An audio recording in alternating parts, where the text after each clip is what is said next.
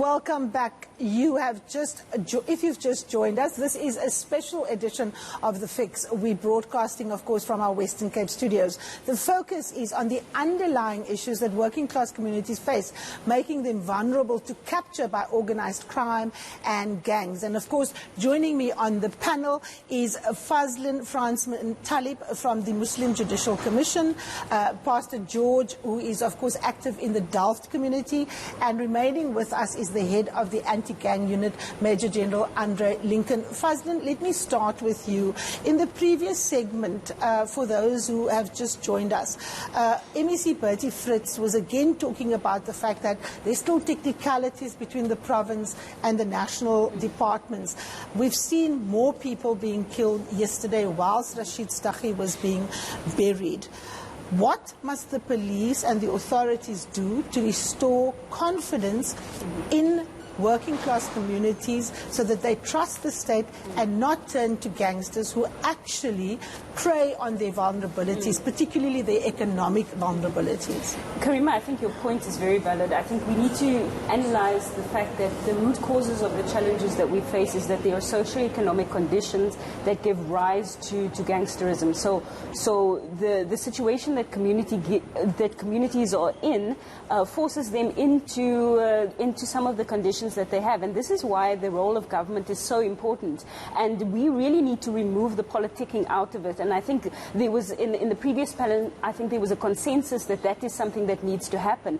But at the end of the day, if we just look at the hoo-ha that was created around the funeral of Rashied Staggie yesterday, and we see the reaction from the communities, we actually have it should cause us to sit up and have a little bit of concern, because why is it that our communities are turning to these individuals, whether it is for sources of inspiration, whether it is role modeling?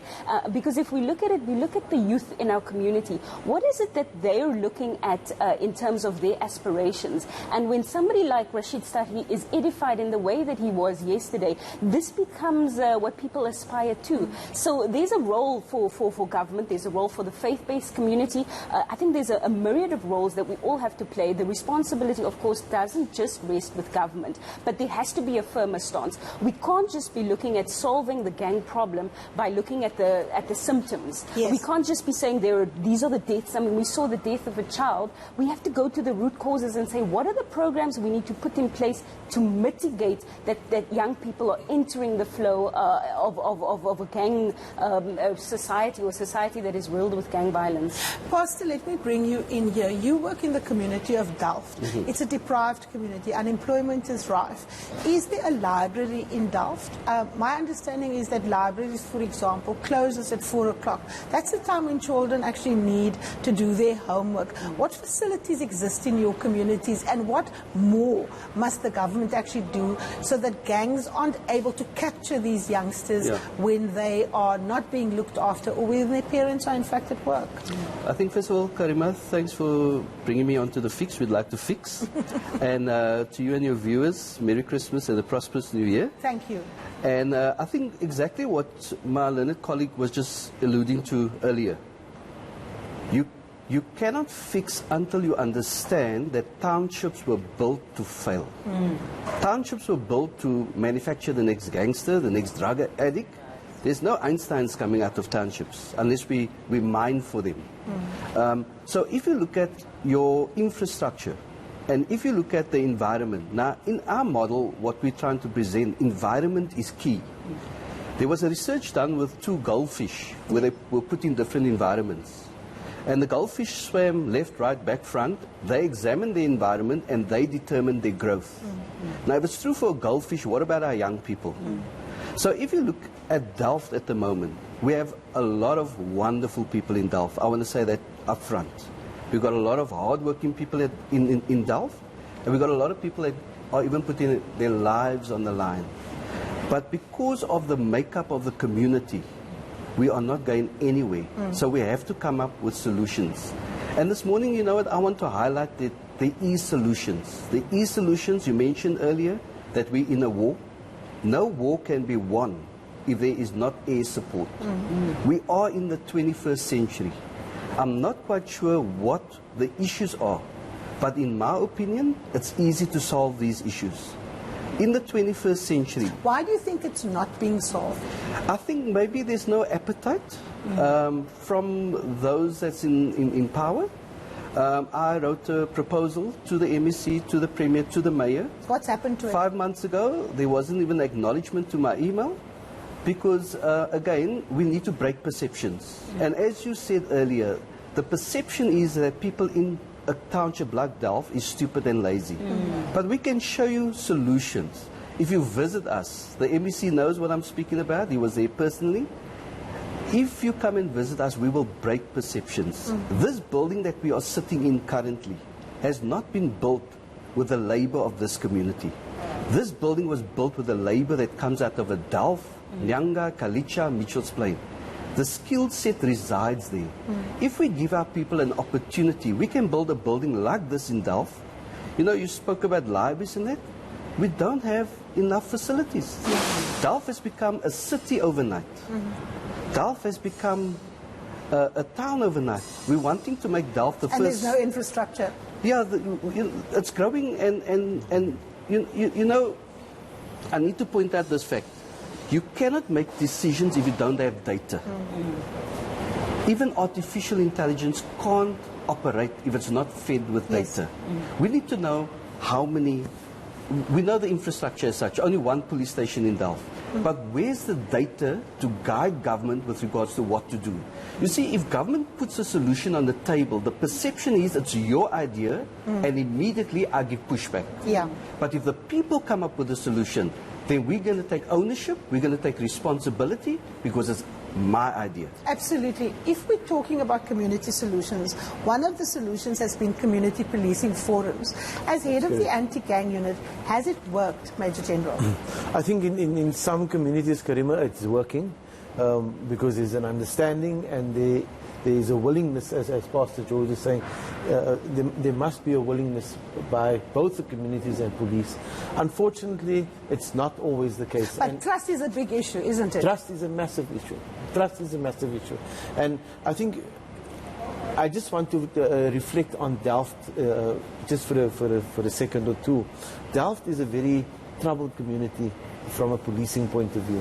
When one looks at Delft, it's almost as if it's a community that has been thrown aside and nobody takes care of, whether it be policing or social services. So let me give you a practical example. Say I'm a resident in Delft. I witness a killing. I'm afraid of revenge from the gangs. Who do I come to in the police, and what assurance will you give me that you protect me? In most instances, Karima, people come directly to the anti-gang unit. Because there is that assurance that we care. We've almost become like a police station, a mobile police station in various communities. So why is there only one police station there?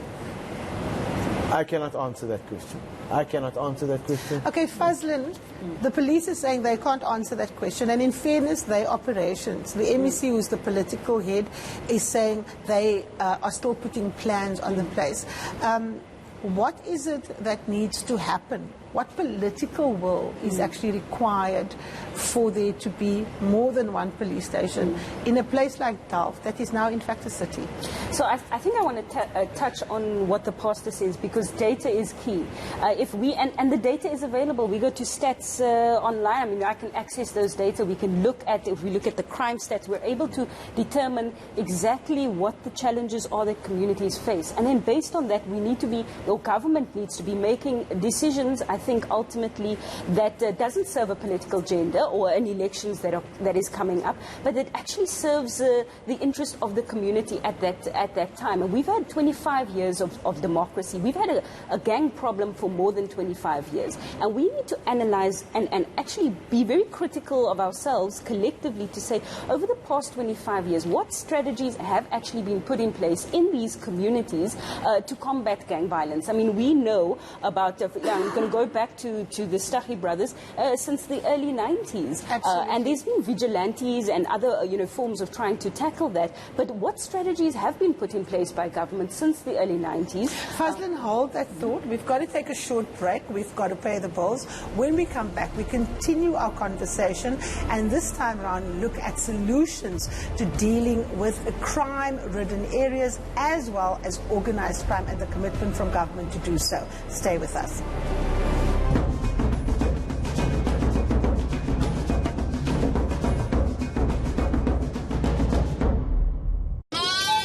I didn't choose this life.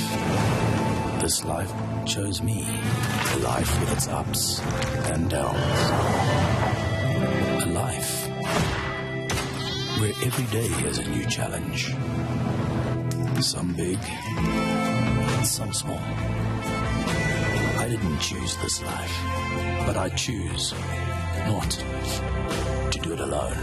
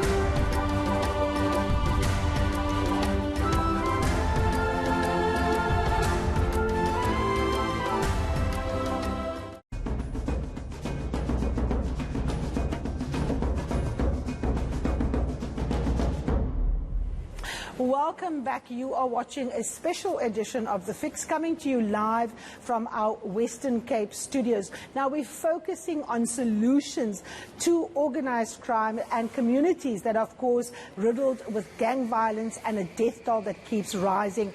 I've got a set of guests that you have met before, but I've got a new guest joining us, Imam Rashied Omar, who is, of course, head of the Claremont Mosque. Thank you very much for joining us. Pastor Charles, thank you so much, also from the Delft. And then, of course, Fazlin Fransman Talib from the Muslim Judicial Council. Rashied, let me start with you. We are tired of the politicking. We are tired of the inaction. We need to focus on solutions. The state can't do this by itself. You addressed your congregants after the working class charter was adopted. You said that there were things that faith-based communities could do. One of them was to actually get actively involved in their communities. How important is that, particularly when people are tired, when people are unemployed, when they are drug addicts? How do those kinds of people get active, and what kind of activities should they be involved in? Yeah, I think it's absolutely critical, Karima. I think that the strongest guarantee of solving many of the problems, including organized crime and corruption, as we all know, is a strong, independent civil society. Yes. That can hold those in power accountable, for their mandates. We have already said that solutions lies within the community, on the local. It's called, in academic terms, elicitive peace building. Yes. You don't come from the top down and outside and parachute in. What you need to do is identify, unlock, strengthen the existing potentials of communities. And it's there. I mean, we've heard many great things. So what is happening is that we have this top-down approaches. What needs to happen is, including religious communities, it's not for us to come with our solutions, but to be alongside, accompanying existing communities, giving them hope, supporting the existing initiative, and that's what we try to do. You made a fantastic example in one of the khutbahs, which is, of course, the prayers at your mosque on a Friday. You were mentioning Factoryton, and you mentioned a prominent football player who came back to his community and is actually re-plowing back in starting a football academy. Often these initiatives don't have money, they don't have support, and you need a kind of celebrity to almost endorse these things to work. How important is that, and what are those kinds of people able to do to help children that are vulnerable and that are at risk? Rashied? Absolutely. This is an example of Sean Bartlett, who comes from Factoryton, who's a Bafana player, and is now trying to. There are many examples of this. I mean, Quentin Fortune. We have Desiree Ellis, who comes from the Cape Flats. Banyana's coach. We need to. So you see, the key thing is that the narrative of the Cape Flats also needs to be changed. Yes. It's not all negative. I mean, under these appalling conditions, we have these great people who have, come out of these conditions. So those are the examples that needs to be highlighted. Those are the people that need to be supported. And as I said, I mean, we just this year heard of Shadra Panis, a woman from Bonteheuwel, who's the first female shipbuilder coming of this entire country, coming from the west, from the Cape Flats. And we have many, many examples like this, and the key thing is, unfortunately, is that these people don't have the kind of support that they need. And so as religious leaders, what we have tried to do is to provide pastoral support, comfort, care, and highlight the stories, giving voice to these local indigenous heroes. Now, there are many of them, as Rashied has pointed out, Pastor, and we've got many more. Some of the greatest minds have come out of these very townships. MEC Fritz comes from Hanover Park. I know him from my youth days.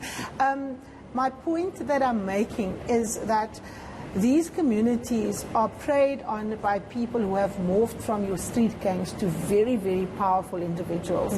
They have the money, they have the lawyers, and they have the infrastructure and the access to politicians to make these things go away.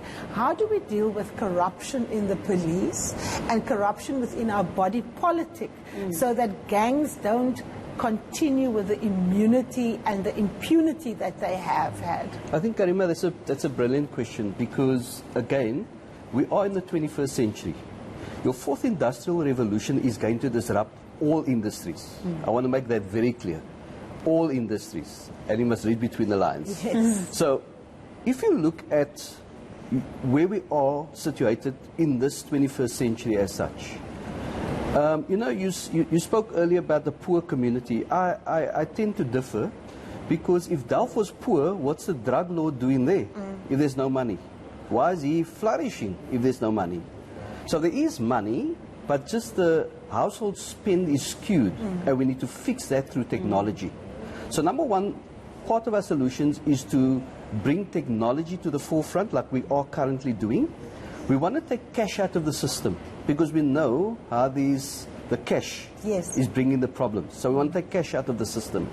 And then number two, we want to start to reward good behavior through your loyalty points as such.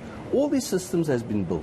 We have to start to have a mindset change type of thing in order to address the current problems. It's sad for us to sit in 2019 and speak about something that's been coming on for years. Absolutely. Fazla, let me bring you in here. One of the problems is, of course, not just the neglect of the communities, but also police institutions that remain untransformed. There's a contestation, literally, for territory between the gangs and the police. And very often the police behave and manifest like gangs. They have authority, they have hierarchy, they don't speak out, there's a culture of machismo. How does a different policing approach need to be implemented to take these social issues into consideration? I think, Karima, you actually hit on a very valid point, because this also speaks to why there's a flow of youth into gangs. Gangs provide a level of discipline, a level of brotherhood, a level of ownership and identity that very often in our communities is lacking in the households, especially if there's absent fathers or whatever it may be. And so when we look at the type of solutions that have to be applied with regards to it, we can't be matching equal with equal.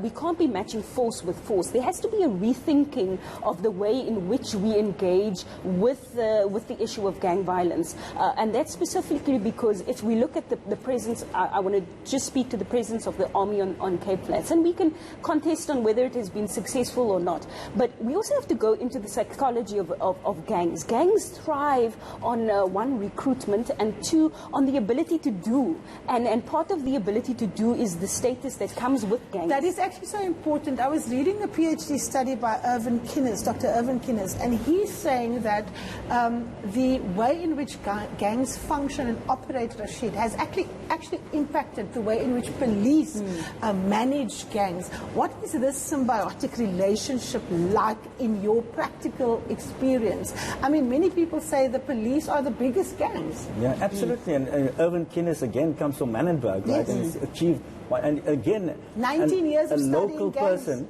right, who has got all the solutions. If you read his PhD, I mean, it's there, and I hope that people are reading it. But he's right, in this symbiotic relationship, gangs and police are mirroring each other. In fact, if you look at that earlier, BBC documentaries done by the two Staggies, they are saying police are shooting for us. They're saying the same house in which both the twins were killed in that London road. They were saying, Rashied Staggie was saying, I met with 3 policemen. Right? I wanted to let the case go away. They asked me for 20,000 rand. And I said, no, I can't deal with it. It's there. It's on the public. You can go Cape of Fear and you can look at it. But I want to focus also, Karima, that, the Cape Flats is a legacy of apartheid dumping grounds. I'm in Claremont. Most of my people, the Talfala school, is now in Sherwood Park. Most of the people. We have, in the long term, we have to dismantle spatial apartheid. There's no other way. So one of the things is that we need to bring people back from where they were to Claremont and to nearer the city bowl. But how do we do that if we don't even have a proper transport system? I mean, we have a situation where the police can't even catch people who are burning trains. A mom gets home late. She's not able to oversee homework. She's not able to oversee the child that's been running around in the street and actually, vulnerable.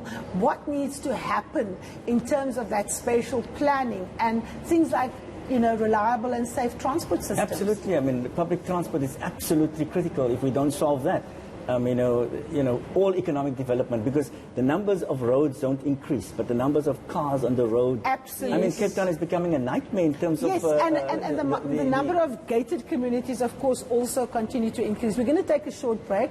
When we come back, we focus on solutions with my expert panel on how the issue of crime and gang violence and organized crime in the Western Cape can be fixed.